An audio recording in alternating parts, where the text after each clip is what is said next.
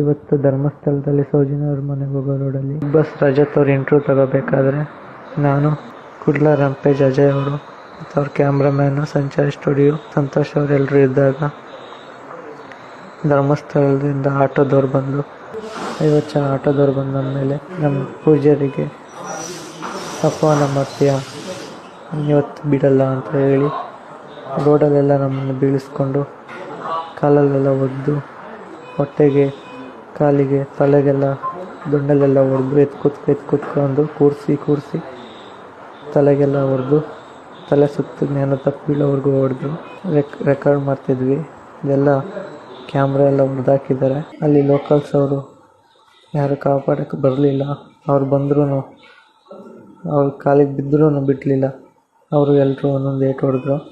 ಆನಂತರ ಆಮೇಲೆ ಈಗ ಹಾಸ್ಪಿಟ್ಲಿಗೆ ಕರ್ಕೊಂಡು ಬಂದಿದ್ದಾರೆ. ಅದು ಹಾಸ್ಪಿಟ್ಲಿಗೆ ICUಲಿದ್ದೀವಿ.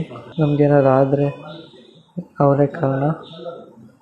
ಅಲ್ಲಿ ಲೋಕಲ್ಸ್ ಅವರು ನಮ್ಗೆ ಯಾರ್ಯಾರು ಹೊಡೆದ್ರು ಅನ್ನೋದು ಎಲ್ರಿಗೂ ಗೊತ್ತು. ನಮ್ಮ ಕ್ಯಾಮ್ರಾದಲ್ಲಿ ರೆಕಾರ್ಡ್ ಆಗಿದೆ. ಹುಷಾರಾಗಿ ಬಂದರೆ ನಾವು ಯಾರ್ಯಾರು ಹೊಡೆದ್ರು ಅಂತ ತೋರಿಸ್ತೀವಿ.